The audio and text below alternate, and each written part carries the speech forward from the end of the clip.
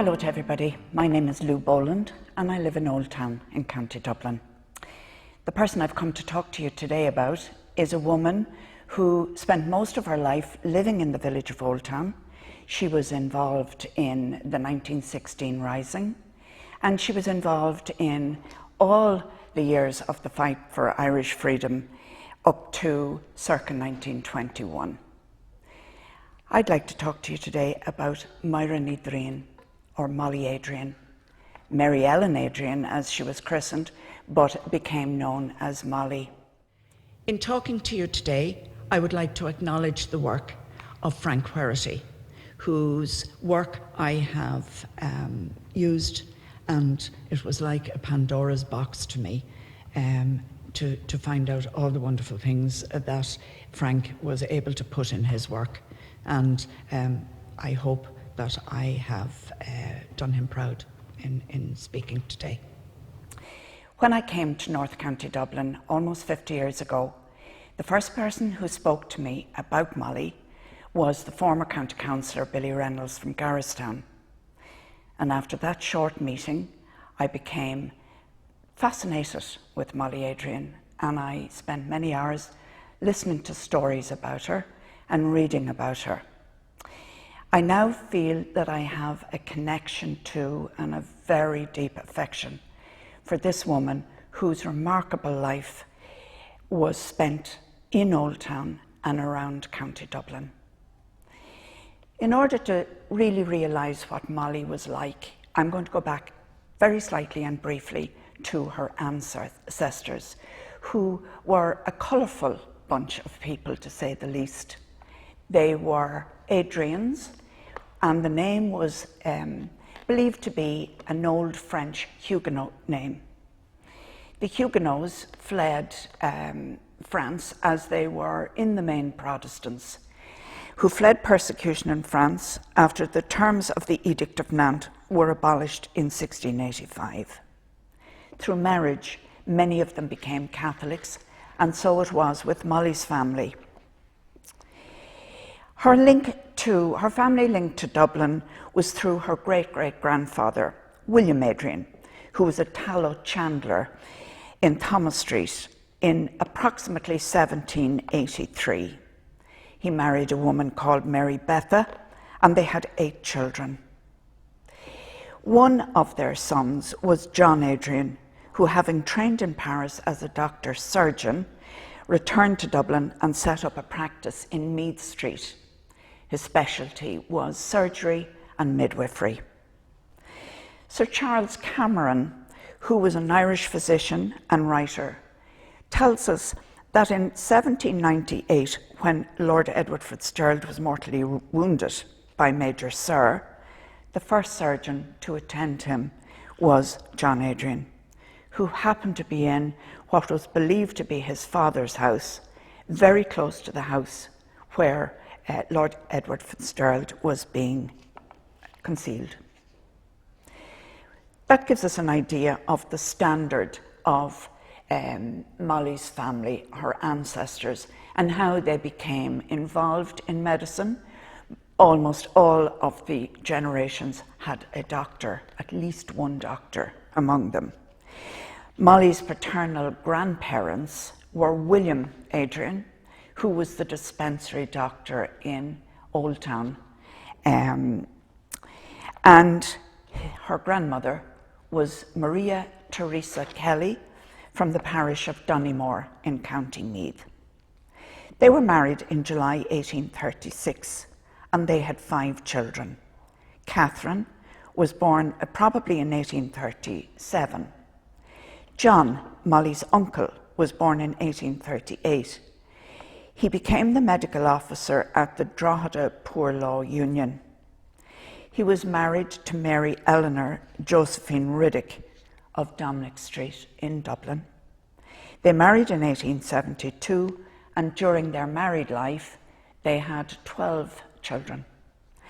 Unfortunately and very sadly, by the 1911 census, only 5 were still alive.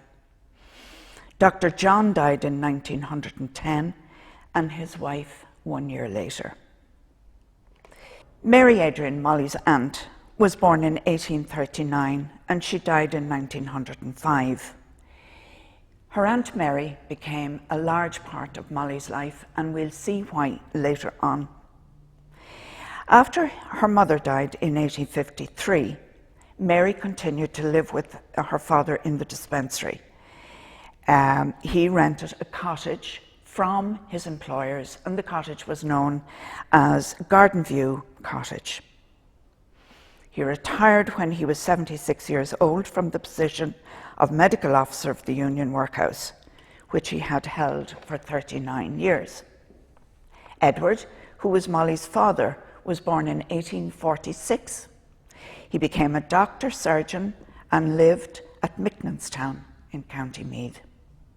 He married Maria McCullough from Rathhenny in Lusk in 1870. He died in 1890. His wife, Molly's mother, died in 1886, 4 years before him, when Molly was 13 years old. Although Molly's mother lived in Lusk at the time of her marriage, it's thought that she may have been the only surviving child of Patrick McCullough, who was a merchant in D'Lear Street. And again, we come back to the type of society that Molly came from and was brought up in.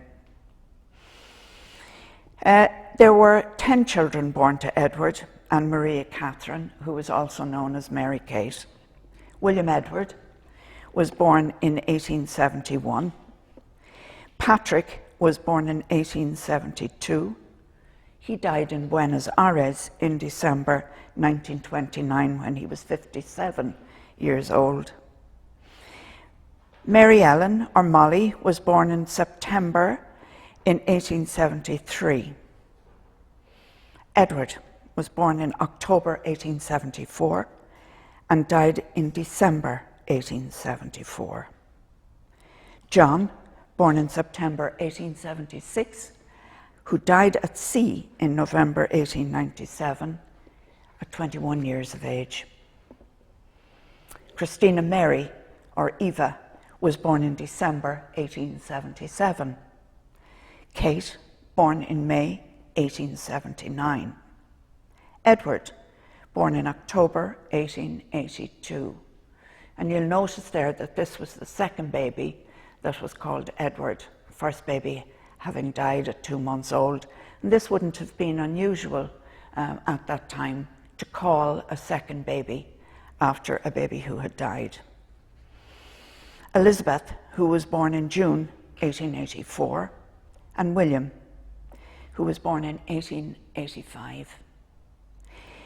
William died in November of 1890 when he was 5 years old. He died in Old Town, and his Aunt Mary was present at his death. And it is also quite possible that Molly was there at William's death also. Molly's family lived in Micknanstown House in County Meath.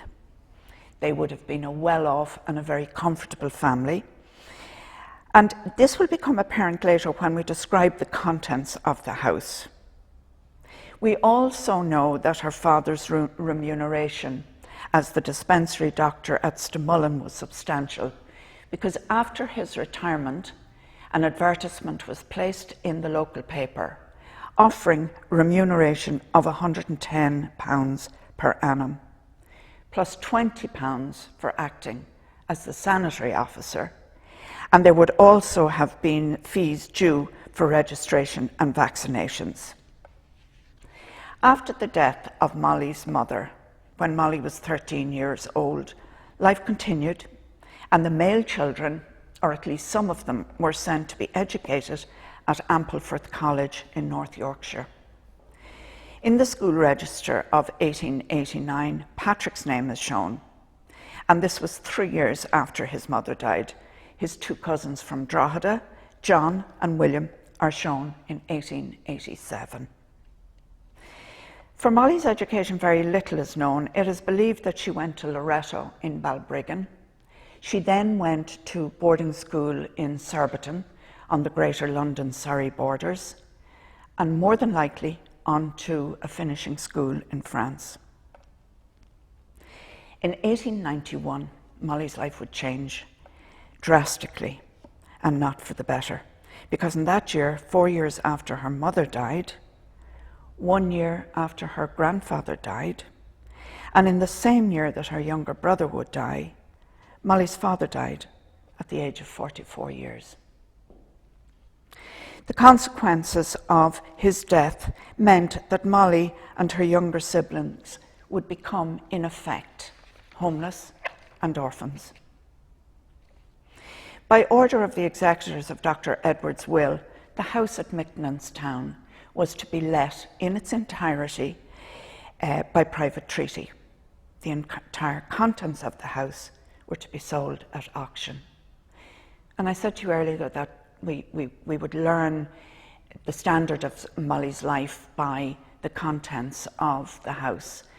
And the brochure for the auction of the contents to be auctioned, and I'm quoting now, "The modern and fashionable household furniture and effects, comprising the chief furniture and appointments of first and secondary bedrooms, dressing rooms, servants' apartments, the furniture in drawing rooms, the embellishments, the ornaments, bric-a-brac and pictures, kitchen furniture, oilcloths, curtains, etc."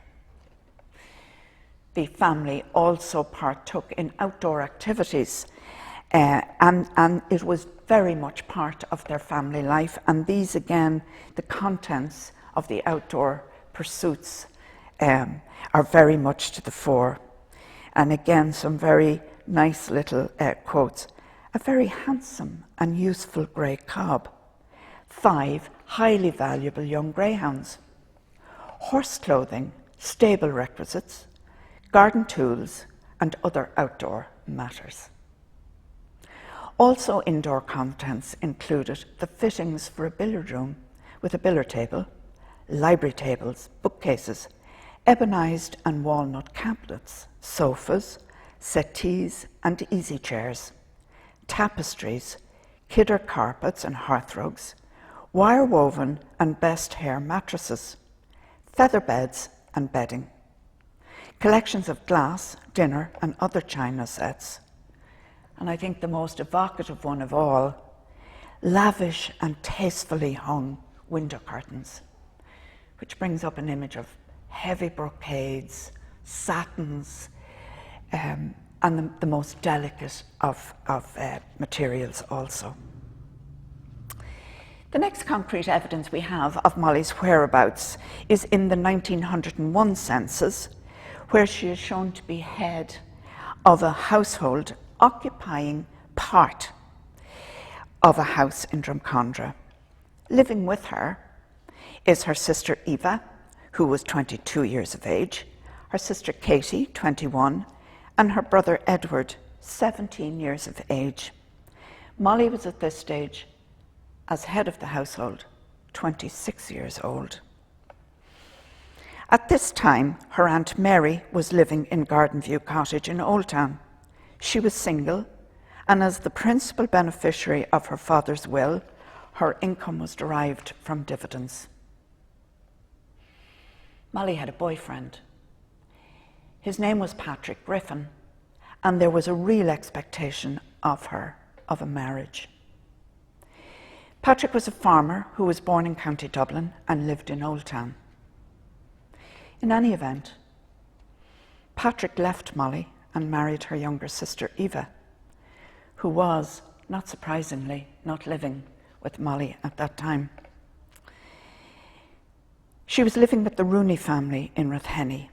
It's interesting to note that 2 of the Rooney brothers, Edward and James, were to become Irish volunteers and take part in the Battle of Ashburn in 1916. Paddy Griffin and Eva were married in September 1905, and on the marriage certificate, Mr. Griffin was described as a farmer of Rollstown, Kilsallan. After their marriage, they moved into a period residence called Rollstown House in Rollstown Village. Molly and Eva were estranged for the rest of their lives, although it would appear that her younger brother Edward maintained some form of friendship with Eva. By the time of the 1911 census, Molly was back in Old Town in Garden View Cottage, which her Aunt Mary, who was now deceased, had been living. With Molly was Edward. Molly was now 36 and Master Edward was 29. They continued to live in Garden View Cottage until their deaths. We now come to Molly's public service and the period of 1916 to 1921. In 1914, Molly became the first woman to join the Board of Guardians of the Bilrotherry Poor Law Union. The 1896 House of Commons Act allowed women to be elected to such boards, and 2 years later, in 1898, the Act allowed them to be elected to district councils. And so, Molly stood for election in the Bilrotherry Union local elections for the district of Clonmeathan. On a point of interest, when Molly attended the boardroom of the Bilrotherry Poor Law Union for the first time, she was given a huge welcome by the other members, who cheered her arrival.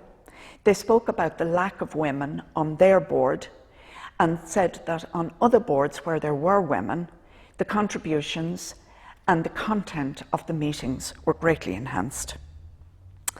I wonder would I be right in thinking that women county councillors in the period of the 1970s and 80s didn't receive the same welcome when they were elected to their county councils. Molly was a member of Cumann from 1915 to circa 1921. She was a member of the Central Branch, which was in effect the head office. During her time as member of the Central Branch, she had trained in first aid and in military drill. She was also a member and a founding member of the Cumann branch in Lusk and continued to train the women in the Lusk Cumann in first aid and in drill.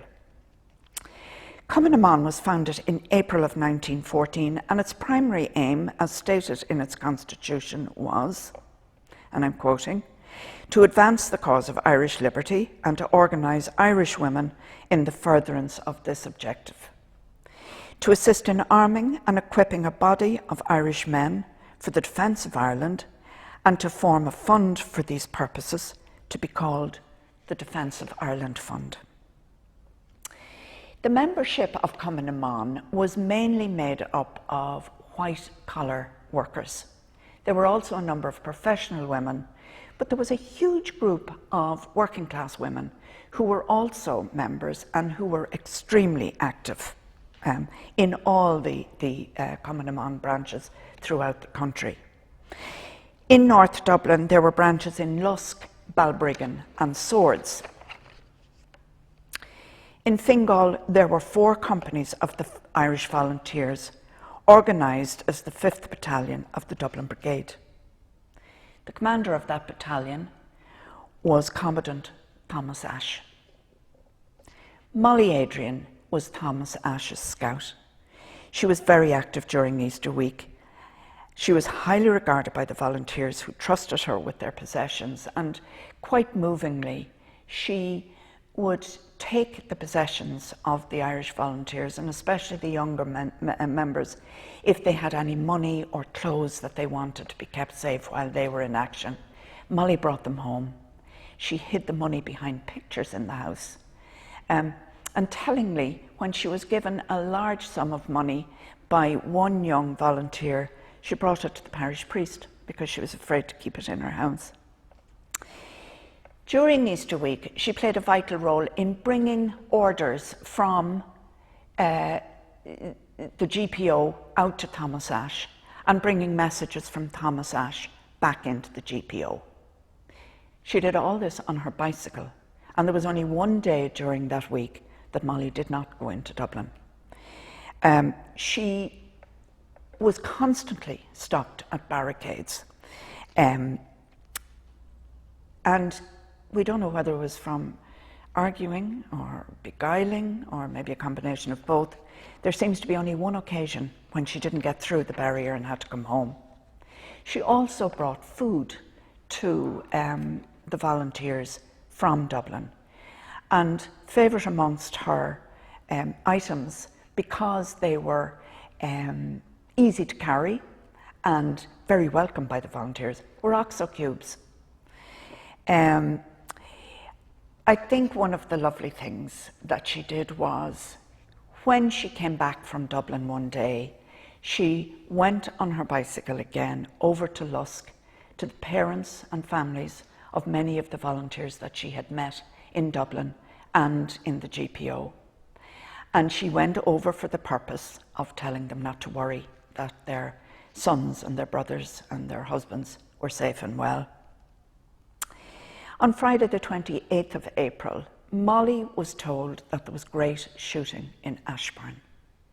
She got on her bicycle and went straight to Ashbourne to come into the middle of what we now know to have been the Battle of Ashbourne, which was going on at Rathcross and had been going on for approximately 4 hours.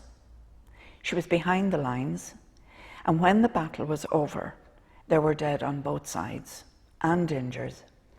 2 of Thomas Ashe's men, Thomas Rafferty and John Cranigan, died, as did 10 members of the RIC and 3 civilians. Because of her training in first aid in Cumann Molly was able to help Dr. Richard Hayes in treating the injured. She would later say in a sworn statement that she had assisted Dr. Hayes in treating men from both sides, as she called it, both friend and enemy. She wasn't ordered to go to Ashbourne, she went of her own accord, and there were no other members of Cumann present. After the collapse of the rebellion, Molly continued her work as a poor law guardian at the Bilrotherry Union and was active in Cumann, being the local representative for the National Aid Collection for Dependents. In June 1920, Molly was elected chairman of the Bilrotherry Board of Guardians, and she never missed a meeting up to June 1925, even though at most of the meetings they were intruded or interrupted by the Black and Tans, who really came in just to menace them and harass them. But no better woman than Molly to take that with a grain of salt. In 1920, she was appointed the school attendance officer for the Garristown area. This was a paid position, and because of this post, she was ineligible to stand in the 1925 election. And the irony of that is that the position was abolished in 1926. During the Civil War, Molly was active on the anti-treaty side, and she was a fervent Republican. Her house in Gardenview Cottage was a safe house for men on the run.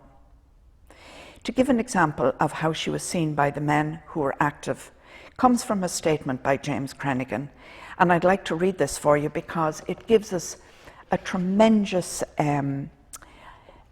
feel for what was actually happening at that time in the villages. And his statement goes, and I'm quoting, "An RIC party was in the habit of travelling to the Knoll and Finglas and other places in a motor car. It's believed that this party brought the pay of the Black and Tans, if not the RIC, who were quartered in local stations. It was decided to ambush the car and capture the arms and money. Information was received from Balbriggan, which was a good source of information and nearly always reliable, that the car would be proceeding to the Knoll via Garristown on a certain day. We got a party together consisting of 12 men armed with rifles and spent a day in an ambush position at a place called Yellow Firs, which is a good position and gave a good field of fire on the road. The ground affording facilities for quick retirement if necessary was also available. The rifles we had in the operation and in the previous one on the troop train were those that had been captured in Collinstown Aerodrome. On this occasion, the enemy did not oblige us. On another occasion, we received information from Balbriggan again that the same car would be travelling to the Knoll from Balbriggan, and we mobilised a party for the purpose of ambushing it at Ballybohol.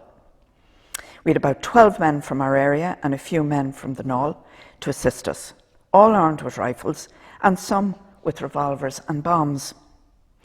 While still in position at Ballybohol, word came that the car was not travelling, and we disbanded again.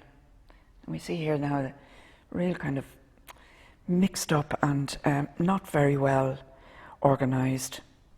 At about 5 o'clock that evening, Paddy Hamilton arrived and informed me that there had been a shooting affair in Ballybohol and that Peter White was wounded. I immediately proceeded to Ballybohol, but couldn't contact any of our men. I remained at the bridge on the south side of the village, for some time keeping the village under observation. And after some time, Jack Shields, Vice Commandant of the 2nd Fingal Battalion, and Thomas Murphy of Old Town, and a Mrs. O'Neill arrived. They informed me that White had gone into a public house in the village after we had demobilised that morning, and while he was there, a carload of RIC, the one we had been waiting for, pulled up at the door of the public house. An RIC sergeant who had been stationed in Garristown and would recognise White jumped down and rushed into the public house. White immediately pulled his gun from his pocket and shot the sergeant dead. In making his escape with 2 other volunteers subsequently, the remainder of the police opened fire on them and White was badly wounded. The RIC dragged the body of the sergeant out to the car and, having put it on board, left the village immediately without finding White. White was now lying, badly wounded, in the post office, where some of the local folk had taken him when the police departed. Our immediate concern was to get White away before a large force of TANs and RIC would return. As we expected, Mrs. O'Neill, who lived only a short distance away, volunteered to get a pony and trap and bring him to our father's place at Winestown near Old Town. White had been attended by a doctor and a priest. I said that this method would be too slow and that we would have to get a car, and that we would commandeer Mr. Coonahan's car for the job. The late Mr. Coonahan, afterwards a senator in the Irish government, lived only a short distance away. My suggestion was agreed to and we set out for Coonahan's.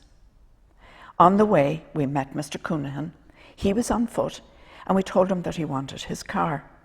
He said that he thought we were too late and that the RIC and TANs would be back in the village before we would be back in his car. He stated that he had volunteered to give the car earlier in the day but could not get anyone to take it. He advised us to get out of the area with all speed, but we had other ideas. Shields, who had no coat, would go home for it and would decide in the meantime what to do. I went with him. We dumped our bicycles where we were and proceeded on foot to Shields' house. When we arrived there, the place was locked up because Mrs. Shields, his mother, was in the village attending to the wounded White. We went around to the back of the house to try and get in through a window when we heard footsteps on the road outside. Next thing, we heard the noise of rifle butts battering down the door, and we immediately drew our guns and took to the fields. The fields around here are fairly big and open, and we had not gone far when the enemy spotted us and opened fire on us. Shields, who knew the place well, headed one way, while Murphy, who was also with us, and I headed in the other direction. The enemy kept firing at us all the time, but their aim at running men was not good enough to hit us. Murphy and I jumped over a small stream and bank, and we lay down behind the bank. We observed that the TANs were following Shields and seemed to be ignoring us. Shields had no coat on and was more easily kept in view. We opened fire on them, which stopped them momentarily and gave Shields a better chance of escaping. When we stopped firing, the enemy took up the chase of Shields again. Between walking and crawling, we managed to get across the main road of the village. The village and road were swarming with TANs, and it was miraculous how we got through. We got safely away across country towards the east. Shields kept running until he became exhausted and could go no further. He threw himself into a dyke, which was heavily covered with briars. The Tans searched this dyke up and down several times and fired volleys of shots into it. But Shields wasn't hit. The Tans didn't find him in the dyke. Murphy and I proceeded to Old Town, where we contacted the brigade intelligence officer, Tom Peppard, now living at Tala. We went to Miss Molly Adrien and asked her if she didn't get word to us from the meantime to go to Ballybough in the morning and find out what had happened there, and to Shields especially. We had given up hope of White escaping, as he was incapable of moving owing to his wounds. Miss Adrian wanted to go to Ballybough there and then, but we restrained her from doing so. She had been with us, or rather the Fingal Brigade under the late Tom Ash, during the 1916 rebellion, when she acted as dispatch rider and kept communications between the brigade and the GPO in Dublin as long as it was humanly possible to do so. She loved taking risks, doing what seemed impossible, and always game for anything. About an hour after we had been with Miss Adrian, Shields arrived in the village of Old Town, and we were glad to see him. He had remained concealed in the dyke until the Tans took their departure. White was captured by the Tans, but he only lived until the following morning. So, by reading that little piece, it's giving you an idea of what the villages were like and what the atmosphere was like. It gives you an idea of the innocence of the battles, how it was really so disorganised and yet fought with such bravery and with such commitment by the Irish volunteers and indeed by the women of Cumann. In the 1930 election, Molly was named as a candidate for Fianna Fáil, and I had previously said that she had taken the anti-treaty side and was very, very deeply Republican. Approximately 10 days before the election, which was to be held on the 30th of September, and the count was to be on the 1st of October, Molly withdrew her name. No explanation was given, and we still don't know to this day why she removed her name. But it meant that then, in this area, there was no woman standing for election. In October of 1930, the Balrotherry Board of Guardians and the rural district councils closed. Molly refused her pension in 1922 on the grounds that she, at that time, felt that she had enough to live on and that she wanted the pension to go to the dependents of the men who had been injured and who are now left really destitute. By 1934, Molly had submitted her application for the award of a military services pension certificate. Her civilian occupation and her only income was as secretary to the Balrotherry Old Age Pension Committee, and that would have been a very small remuneration.